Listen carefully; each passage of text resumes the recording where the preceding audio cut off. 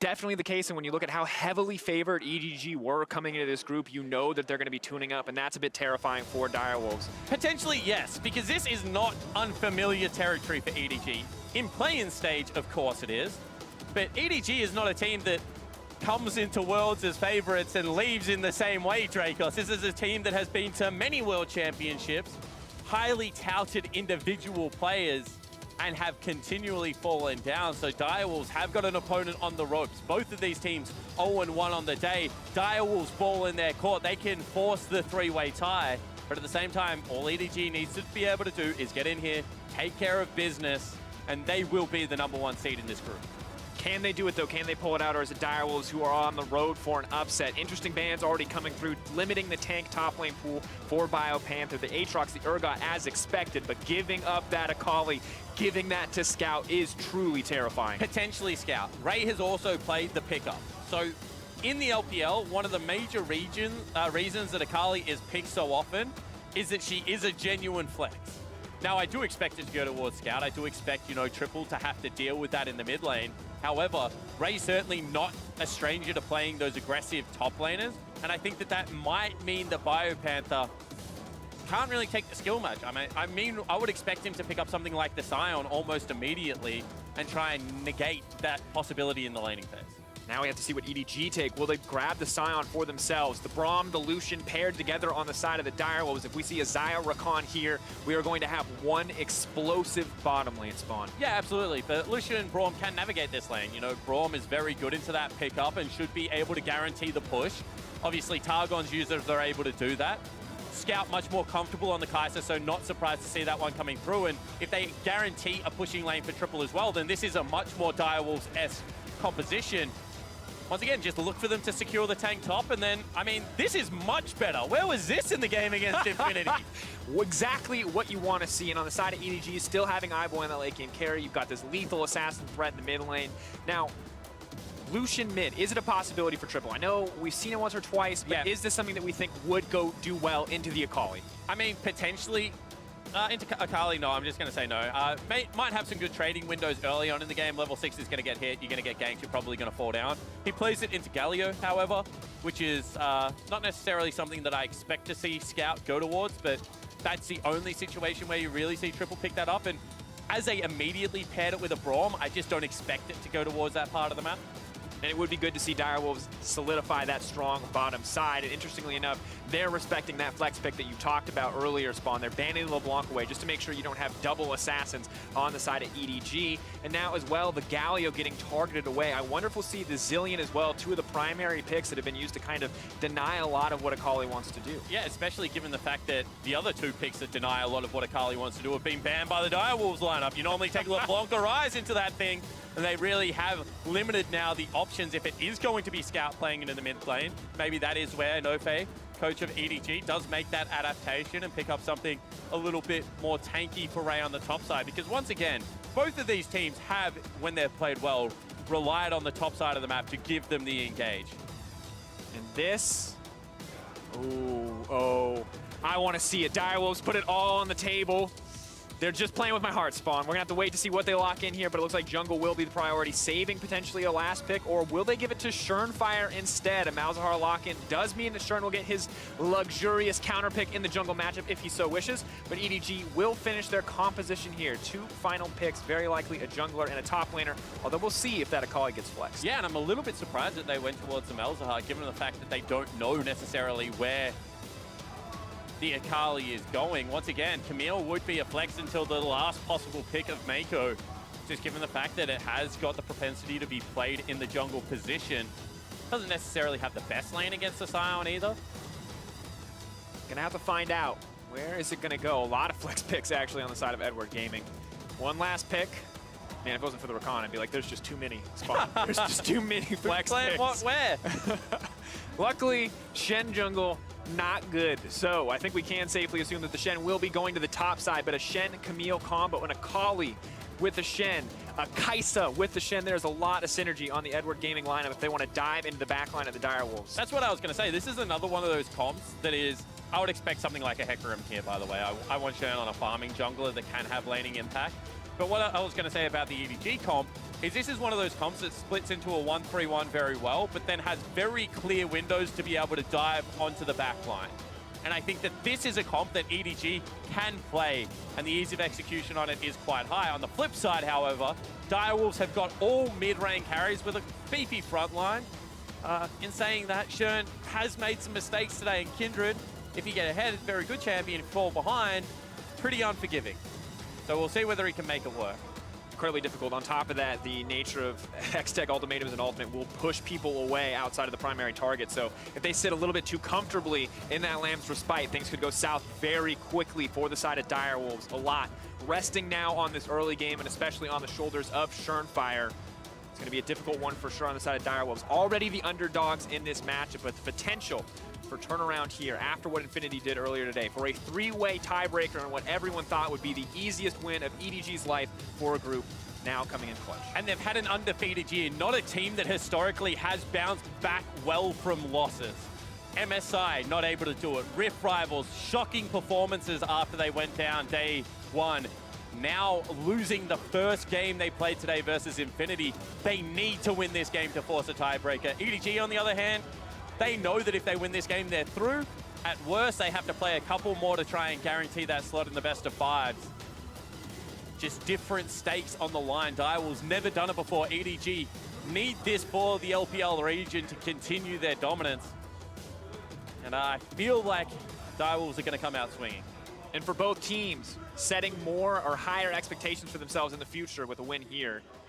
EDG already upset once earlier today. Will it happen again is the question on everyone's mind. And for OPL and the Oceanic region, is this the year where they cut through plans, where they make it to the big stage? Because if you do it with an upset against EDG, people start doubting you a lot less when you set foot on this stage.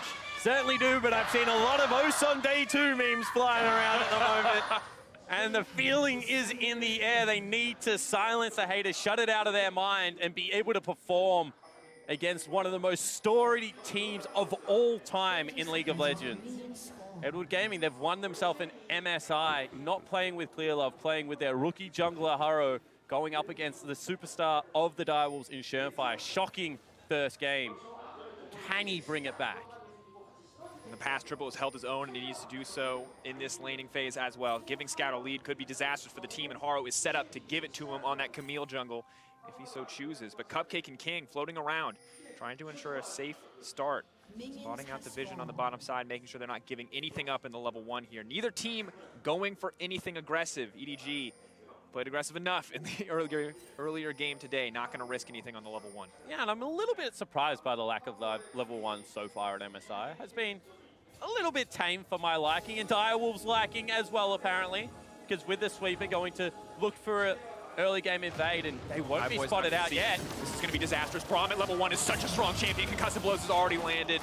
They are going to look to secure the red buff, but will EDG try to fight back? Absolutely they will. Going to go the knockup, hitting 3 members. Equally crucial now. Mako running for his life. Scout is on the way in, but so is Triple. The level 1 Malzahar, how much can he get done? Shernfire now needs to run. Needs to make it out to safety. Yep. Scout is so incredibly low. King flashing over the wall. No hesitation. That's first blood for EDG. Haro finding 1 kill. Is he going to go for a second one as well? Shernfire just has to run. He is on the retreat. Level 2 comes in for Haro. Hookshot wall dive. Where's it going to be?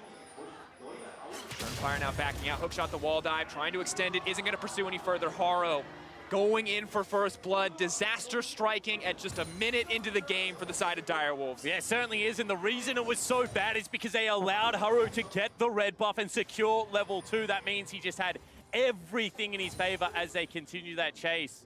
Now looking to force Triple off the wave as well. Trying to lay down some damage, continue to insert his dominance. Oh man, the press, the attack, the red buff, everything coming in there. Just to make Triple's life even more difficult in the early laning phase.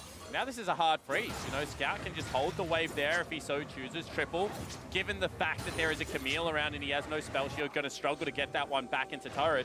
And this looked great. You can see King actually takes Ardent Blaze the W, because if any auto attacks come through, they're going to guarantee the speed up and allow him to stick into the fight, but not going to be the case. 3-man knock up there, and Scout's early rotate means that he's first to this play. Haro makes the right call, stays on the buff, gets level 2, and then therefore is allowed to stun up, and actually some more action. Now forcing Triple's flash out 3 minutes into the game, Spawn. That upset hot on the minds of EDG. They are not stopping for anyone.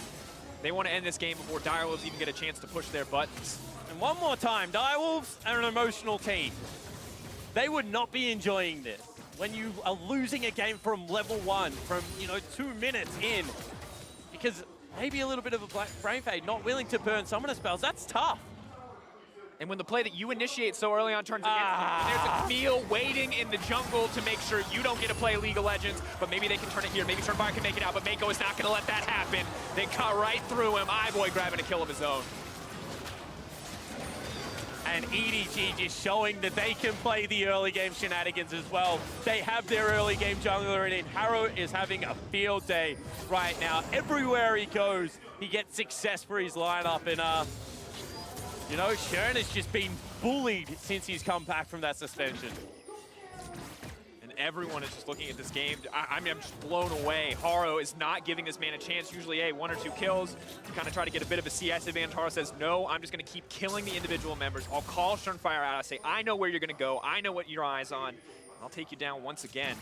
Huge show of confidence from EDG in the early game. And I mean, the gold lead, this is, 20 minutes in, this is nothing, but 5 minutes in, this is everything. Those item differences, those XP differences at this point in the game.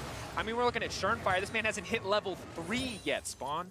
Not only that, I mean, they were able to equalize like all of the summoner spells differences as well. And that's going to come up crucial because they have a better ganking jungler at this stage of the game, and they have the lead. So they can just continue to wreak havoc across the map of Edward Gaming. Bio, kind of the last bastion of hope. He gets real beefy, maybe something can happen, but every other lane right now is a disaster zone for the Direwolves. And red buff Kai'Sa, all of a sudden, not as bad as laner as you think that she might be. Oh, and iBoy just landing the poke too on the Void Seeker. King just doing what he can to soak at the farm, and they don't have any vision in their jungle. You have to think, are they just wondering, is there a Camille waiting to dive us? Summoners only left up and available on Cupcake. Knight may be able to get them something. And already just being forced to use the Unbreakable, even under his own tower, just to protect King. A difficult state of the game. So oppressive. Shern just throws out a ping where he thinks the jungler might be. That's a cute interaction. The fact that you can one-shot all the Voidlings, really giving triple difficulty in this landing phase, and Scout just zoning him away from creeps. And even with the Malic Visions, you just immediately drop aggro. So triple, if this was 100% even, maybe he could get a little bit more wave clear, but the fact that Scout just deletes every option Malzahar has, and the fact that triple can't approach the wave. Bad. And Very, given the fact that Scout burnt the flash early on in the game and didn't actually have access to the creep wave, had to recall and then come back. Triple got half a wave of experience, but Haro came there, even up the wave, and now you can just see, even now that it's crashing, he just can't go anywhere near it. Really no options here. Triple waiting over the wall, hoping to just catch a little bit of XP. Maybe with Turnfire here they can do something, but Haro's right there. Still, admittedly, only level 4, not the level 6 Camille. Not really a lot of ways to reset tower aggro for the Camille if she does go in. Kali, of course, just gets to walk in and out of that tower aggro for free. Scout gonna back up, not wishing to push his advantage any further. See if he goes for a quick back here to get that first item. And they've already got Scout 2 waves of CS over his opponent in triple. Got the level 6 first of all, has both summoner spells now up and available, and it's just pretty much guaranteed the push at this stage of the game. So one more time, if you get your assassin out of the laning phase, if you control vision around that mid lane, triple's just not going to be able to follow. Doesn't have the teleport either. So now you've lost control of 3 lanes. Even Ray is having a good time in the top lane, and Mako potentially going to look for a gank down here as well. Shern here. He's just going to back off, not going to commit to anything further. Direwolves using their jungler just to keep pressure on the bottom side. Now the back for Turnfire. Sadly, every second he burns here just means Camille gets another camp, gets a little bit further ahead. Desperation times coming in for the Direwolves, looking for these aggressive plays. Low risk, potentially high reward here in the exchange, but Mako just playing with his food, making sure that back's not going to come through, and you can see Camille responding on the top side. Excellent coordination from EDG. Free access now to the camps for Haro, putting Turnfire further and further behind. And he's just going back, picked himself up a Tiamat, so going to be able to clear through the last camps that are a little bit difficult for Camille. You can see that they want to be able to rotate to Shern's camp with the push that is being secured by Bio, but Haro is just so much stronger than Turnfire at this stage of the game. There's no way he can contest it. Kicking a Kindred out of her jungle, doubling her CS at 8 minutes. It only gets harder, Spawn. very hyped up Surnfire coming into this and is having another shocker. Mako goes in, he's gonna get stunned up. It's gonna be a little bit tough for him to get out. Cupcake already on the hunt here, but not gonna be able to grab much else. King, so regretting extending that trade as he takes the Acathian Rain back. But just little things for Direwolves. They can go even in that trade, but the rest of the map, pretty much all eyes on Aro. Where's he gonna go next? Level 6 is here, Akali level 7. It feels like a death sentence for Maltahar. He gets to point and click one person, the other one's just gonna kill him. And I mean, you're even in a trade, but you're down 30-odd CS in the bottom lane already. I mean, this is not a fun laning phase. Already, iBoy picked himself up that kill and the red buff. Top lane, sure, you're even, but once again, you're going even into a Shen that's going to have so much more presence early on in the game. And everyone on the team of EDG is just giving everything to Haro right now. Every opportunity, leaving that lane. Scout looks all in. That goes. Suppression comes out, he's locked under the tower. The Shen is coming in. The second charge of the ulti is going to go back, though, on the Shuriken flip, and that's a kill for Ray. Over onto triple. Good use of the Shen ultimate, but dangerously close to triple getting a kill. Yeah, good coordination coming out of EDG. However, they use the Shen ultimate at the last possible moment, and even though Scout gets out of range of the turret, keeps Ray in range of the kill for triple, so able to secure that kill. He's got himself a Tiamat as well. Looks like he's working on a Titanic Hydra, so going to be an aggressive Shen pickup coming out for Ray. For now, that's really the only lane where Direwolves have advantage. You mentioned it, Biopanther kind of the last bastion for hope, but Sion not really the champion that can turn the game around, that can dictate the pace here for Direwolves. Have to hope it amounts to something a little bit later. And Spawn, after that upset from Infinity, I feel like every team who's already qualified from our games yesterday was looking at EDG and going, maybe they're not as scary. Maybe it's not a nightmare for us to play up against EDG. But after a performance like this, EDG are reminding us why they were favorites in this group. Just absolutely obliterating the Direwolves right now. Yeah, absolutely. You don't like to write losses off because EDG has had too many of them, but you still do have to look at the early game and respect the early game that came out of Infinity. They didn't convert it into a victory. Props to Infinity for sticking with the game plan and playing their style. But EDG with Haro just appear to be a completely different beast. And he still wants more. Oh, Triple has to be careful. Already burning the passive there. He is going to get stunned up. Surnfire is here, but it's too little too late. Goodbye, Surnfire. You are just next on the menu. Level 6 comes in, though. He thinks maybe he can grab one. Does get it down. A good trade for Direwolves. A very small victory, but it is something. Certainly is, but they go in again. At the ulti, Braum trying to disengage, trying to get something. King dashes back, trying to juke him out. iBoy is going to get locked up, but only Braum left standing. Cupcake now running. And that's going to be the 2v2 kill in lane. iBoy, unconcerned, is not going to grab the kill as Cupcake flashes out, but yet another one dropping in favor of EDG. And you saw the HP. The difference there was that they put all of their damage into King, whereas Direwolves split their damage across two different targets and weren't able to get either of them. Great coordination. As soon as they see Shern on the map, they go for the play. Bio now potentially in trouble as Ray just continues to push forward. Stun does land, but that's not the man he has to be worried about. It is Scout on the hunt for blood. Take a look at those cooldowns. That is the ultimate up and available for Akali. Mini stun and an execute. Just going to dash under that tower in a moment. They're just taking their time with it. Biopanther knows he's already dead. Not any chance to outplay this one. Unstoppable, but Akali's just going to hide right under that tower and walk right away. Biopanther can't get anything done. And you said mini stun, execute. Neither of those things were even used. Just able to pick up the kill. You can just see that EDG is so calm in these situations, showing their experience. And let's take another look at the bottom lane one, because this is kind of the frustrating thing. Shern shows, so they know that there's no jungle intervention. They immediately go for it, but no shield comes up in the right direction. Cupcake obviously didn't have the cooldown, and the damage split perfectly even at that stage. Mako and iBoy both at about 300 health, but just not to be. And you gotta respect the EDG bottom lane for playing around those cooldowns, for seeing an opportunity there when the jungler was spotted. Dyro's getting that single kill on Shern. Maybe it's the start of something, but it's looking grim as still. 3K gold advantage for EDG, 12 minutes into the game. No towers have fallen yet, but they're looking less and less like bastions of safety for the Direwolves lineup as the Camille, as the Shen, and the Akali get further ahead. Yeah, there is absolutely no safety left on the lineup. When you have yourself a Shen ult as well as the ability to... Oh my goodness. So much damage. Just, you can't! He dies mid-ultimate cast. He pushed R just to die, Spawn. I want to point out that one of those abilities was spell shielded as well. That's like not even the maximum damage that can come out of an Akali at this stage of the game. No ignite needed. Full gunblade. He's 30 CS, 3 kills and a lot up, and he's going one more time. Fire. Yeah, 5-point strike, not gonna connect there. Surnfire He's going to do a little bit more, but has to be careful. Scout could go for something else. Biopanther now coming in. Cupcake collapsing as well. They want to take down Haro, and they may just get him. That is a kill back for Direwolves. Overextending on the side of EDG means Direwolves finally get something in exchange. And EDG need to be careful because this is exactly what happened in their game versus Infinity. They had this comp that could split up to drag people around, and then they started grouping and they started trading, and then eventually they started losing. In this situation, you know, they do pick up bottom lane turret, still have that 4,000 gold lead, but you want to see them give respect, play a little bit more calm, potentially like they were on the first day that we saw this team Have you play. ever in the history of League of Legends seen a 3-0-2 Akali play calm? That's not a fair comparison because I don't often get to see pro players get this bad at 14 minutes into the game. Very true.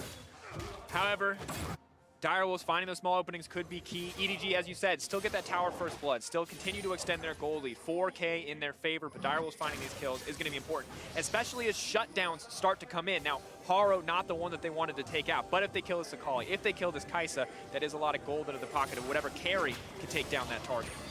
What color is turret blood? Oh, yeah, because it's tower first blood. Do they like red, yellow, like? I mean, if it's like made of concrete, Yep. what is like, It doesn't is it bleed? just liquid cement? I mean, I don't know. I'm just asking. You seem to be the expert on the subject, so I thought I'd check in.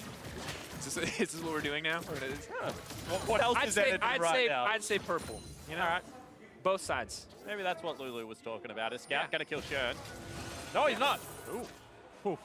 Heads up play. I feel like Scout can pull the trigger there, but respects triple, not going to risk it. Riftchild, however, not giving Haro his due respect and will go down. Doesn't always expect to see a fed Camille there. And that's funny because that play right there is kind of what we've seen some of the play in regions do to the major regions. It's just go sit in a brush randomly, not catch a bottom lane wave or something like that and be able to pick up a kill. But this time around, Shern says, I play in one of those regions. I am used to these shenanigans. Nothing quite as international as the Death Brush. Well, Direwolves looking to make one of their own, potentially. That's what I like to see. Let's hide in some bushes. Let's get some picks. Let's bring it back. See if we can get a close game out of this one. Herald, though, going to continue to count against them. And, of course, Scout can't just walk up and hit this tower. Shernfire being here doesn't offer too much safety because Mako is threateningly engaged. And yet another tower falling in favor of EDG. 5K gold in their favor. It just continues to grow. Yeah, and the problem is that Direwolves are a team that are used to playing with control. They're used to having the first move. Once again, they haven't lost a competitive series in Oceania. So now they're playing from a significant deficit. And normally you would say, you know what? Look for some scrappy team fights, look to convert some kills, but also they're playing against a team that is mechanically very sound. Is showing that this time around they're going to play the game maybe a little bit more slowly, a little bit more respectfully, so really just limiting the avenues for Direwolves to attack, and EDG need this one. No team really wants to go through as a second seed. If anyone could do it and still cause the upset, you would argue maybe someone like an EDG or a G2 would be your favorite. But still, that first seed being able to play against the second seed is so important, so critical to being able to get towards that group stages of Worlds. This game really is, you know, you don't want to push it into tiebreakers. Anyone can win tiebreakers at that point. And when the pressure is on like that, single mistakes can cost games. And in this game, it did feel like that level 1 decided so much of the momentum in EDG's favor, but we've seen EDG in these positions before. As these outer towers start to break, they have this massive gold lead, but it will start to shrink as a lot of that standing gold is taken off the board. And now we'll get to see if EDG can close out after those tier 1s are all drawn. Good news, no one can really stand under a tower 1v1 against Scout. So a little bit more favorable than I think they're used to. Yeah, absolutely. And Scout already gone back, gets himself the snowboard QSS as well, so that's not going to be the major issue. You can see that iBoy also grabs his, although now Mako in some trouble. Locked up, iBoy locked up as well. Triple now coming, but they're just going to walk that one out. Direwolves fishing for an opportunity, hoping to catch someone out, but it's just not going to work at the end. And QSS, of course, still up and available for iBoy, delaying that second item spike just to ensure that he cannot be picked off. And I thought they would continue that chase. However, obviously very much respecting Ray's ultimate in the bottom lane, not having to rotate to the play, and also not wanting to just get punished for a greedy pick. You can see right there that Mako looked like he was going to go a little bit more deep. They thought that they had the play, but it wasn't going to be the case. And it's not a long cooldown that they've burnt, so they just will be able to reset and make it again in a couple of minutes. Direwolves have one more desperation play before this game is completely out of control, especially if it is after the 20-minute mark. And they are going to have to pick their play very carefully if they want to succeed.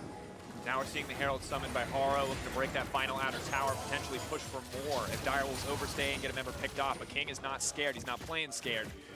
Might need to be, though. Haru coming in. You got Scout over the wall as well. Direwolves know better. They know this is not their opening. This is not the avenue. This is not that play that you talked about, Spawn.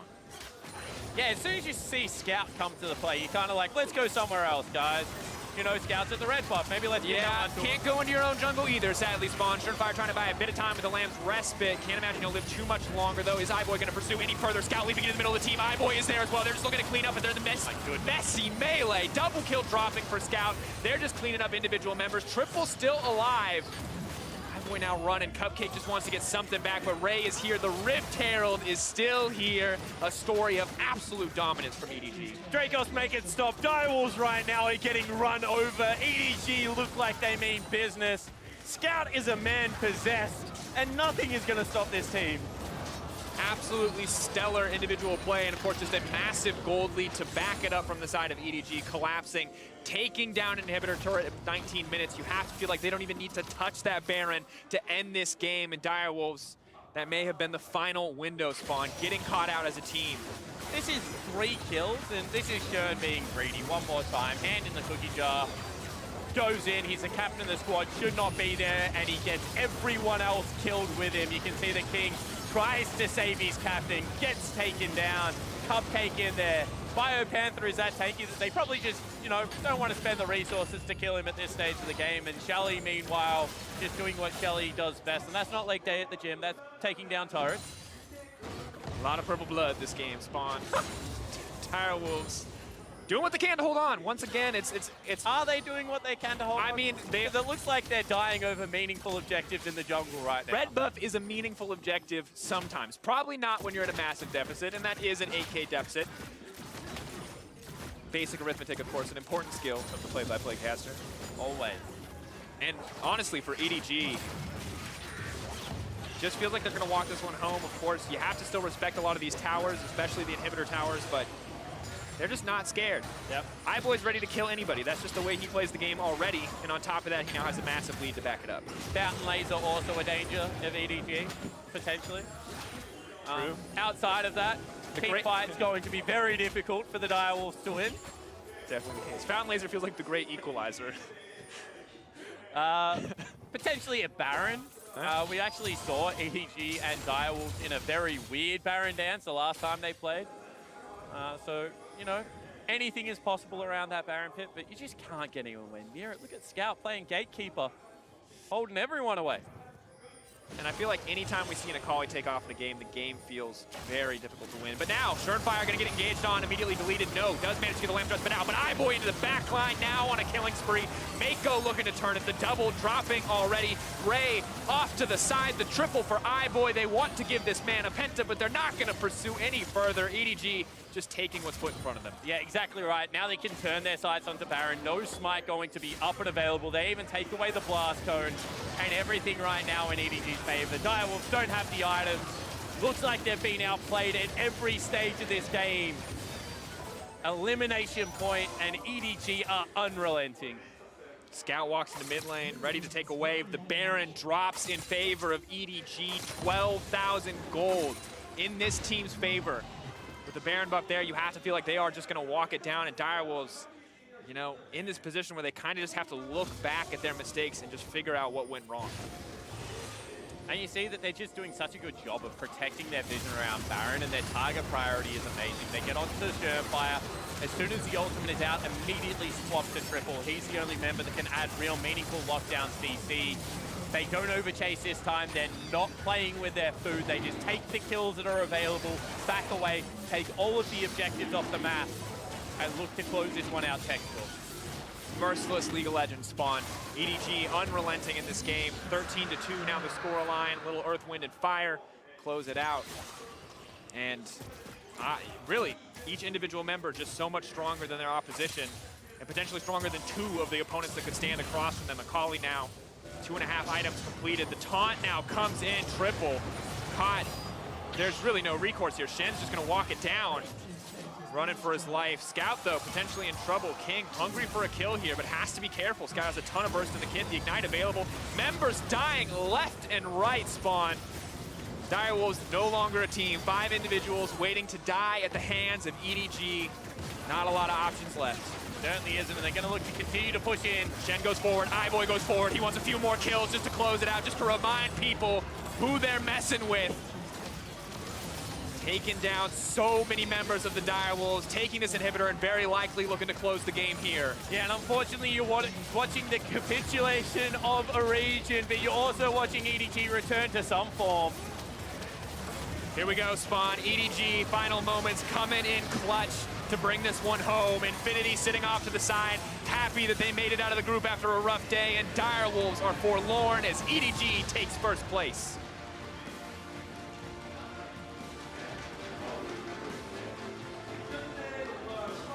King shattered. Not the way the Direwolves would have seen Worlds go, but you just have to sit back and admire the early game of EDG at times. The ability to start a snowball and then continue to play at such a high tempo and limit mistakes. Very well done. And on the side of the Direwolves, they just never got the chance to play on even footing. The second that level 1 went awry, the second some of those mistakes came through, the game was in the hands of EDG. Defeat on the faces of the Oceanic players. They wanted more from Surenfire on their day, but it is EDG who reigns supreme today. Even after the upset, they are the team that brings it home, that takes the top of this group. Yeah, and unfortunately, Direwolves tried to match their strength against EDG's strength.